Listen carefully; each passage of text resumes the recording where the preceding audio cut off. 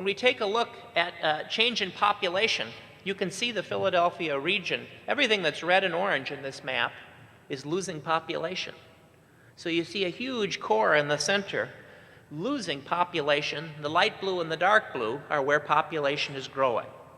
And you can see in this period an enormous movement of a huge core of people from the fully developed older communities, the boroughs, the older communities surrounding Philadelphia, to the edge, to the very edge of the region, following new infrastructure, following new sewer lines, following new support and new places. So we can build a whole new ring of cities so that we can sort each other out again. This is a map that shows the jobs per 100 people in the region. You can see the growing jobs at the outer edge of the region.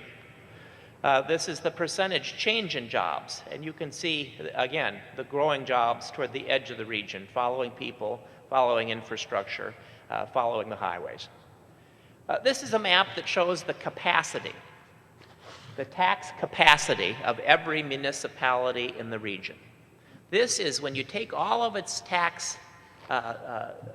assets and you divide them by the number of the households, you get a number so that each municipality can be compared to another in terms of its ability to produce taxes, to produce revenue. So this means, and if you look at this map, if you look at everything that's red and orange, it's below average. If you look at everything that's light blue and dark blue, it's above average. Now, in most of those red and orange people, in most of those red and orange communities, you have lots of poor kids and you got old infrastructure.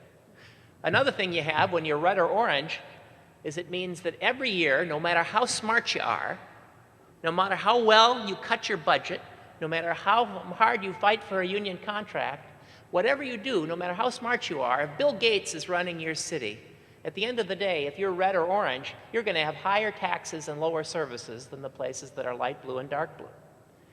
The places that are red and orange have poor kids. They have 100-year-old sewers. They have old streets. They got to rebuild themselves, and they're competing with brand new farmland at the edge of a metropolitan area that has new infrastructure.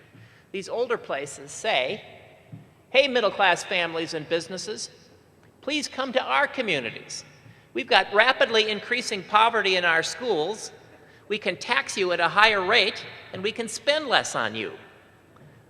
The newer communities say, hey, middle-class families and businesses, please come here. We have no poverty in our schools. We can tax you at a comparatively low rate and spend more on you. It's hard for the older places to win that game, no matter how smart they are, no matter how tough they are. This is not because these cities are evil or bad, any of these cities. It's because this is the structure that you've built in Pennsylvania to run municipalities. Not everybody does it this way. You've done it this way, and it has big consequences. It has big systemic consequences. Here's the change. This is what happened in the tax base change, and you can see everything that's red and orange lost tax base. So a lot of those places that were red and orange in terms of their ability to produce revenue became redder and oranger over the decade. So as they became redder and oranger, every year the tax rates went up to chase declining services. Every year they asked the citizens to do more or to do the same amount for less. You can see where this is going. You created a system that pulls communities apart this way. And this pushes people to the edge. It pushes people out. It makes the older communities hard to sustain, to move into a community that has major infrastructure needs, that has high taxes and low services. It's hard. It's a hard thing to ask people to do. This is the land area of Philadelphia. Pittsburgh. County executive was talking about Pittsburgh. Same thing is happening in Pittsburgh. Dozens and dozens of older communities, particularly communities on the Mon Valley. Same process. Hundreds of older municipalities undergoing the same thing as the communities surrounding Philadelphia. You can see these maps. This is the percentage of elementary students in poverty in Pittsburgh and the broader metropolitan area. You can see the red in the core. You can see it moving out into the suburbs of poverty. Race and class, same things.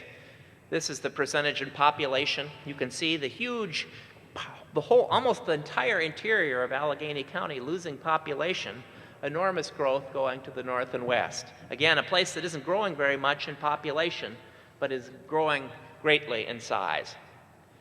This is the jobs per 100 by municipality. The growth of jobs, again, away from the core, out to the edge. This is the tax capacity of the metropolitan area. And you can see the outer edges surrounding Allegheny to the north and west, very strong in blue. You can see the core cities, the older communities, red and orange. Here's the most recent data from 2008. Here's the change.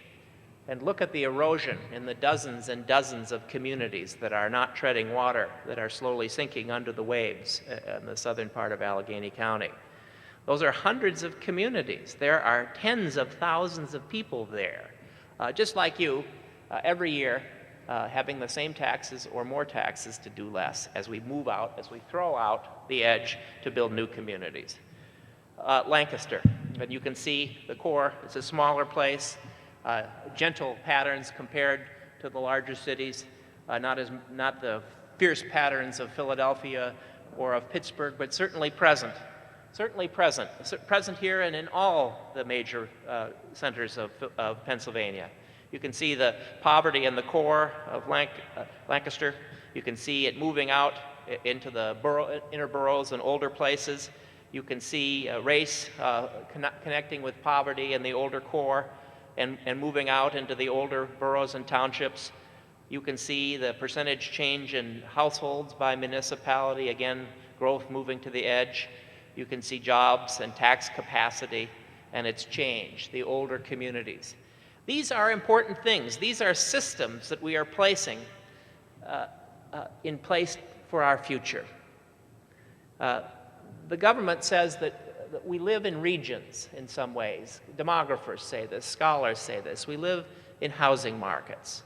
We live in employment markets. The business community treats the places that we live in like regions. Regions are the necessary unit to compete in a global economy. Yet here and in many parts of the country, we've divided our regions into hundreds of places that fight more with themselves than they compete together in the world economy.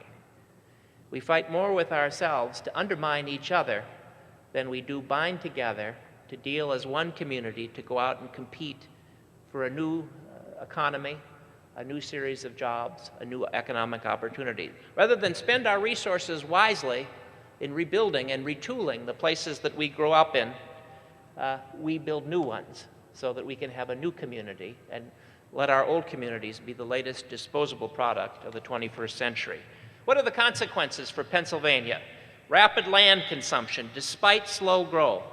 Beautiful land in Pennsylvania. When I drive through Pennsylvania, I'm always stunned at how beautiful the land is. And it saddens me how fast it's being overrun with development that isn't really responding to real growth. Neighborhood and school decline in many of the older boroughs. People thought about this as a city issue. Poverty in schools, that's a city issue. Nothing could be further from the truth. It involves the older suburbs. Demographic trends that are decreasing the economic competitiveness of this great state and its regions to rebuild themselves and reinvent themselves for the new century. Taxpayers and governments are, because they're not working together, because they're not thinking about the future together, Pennsylvanians, they have unmanageable burdens. Instead of having a strategy and a plan to get out of this mess, each year the burdens become heavier and more unmanageable.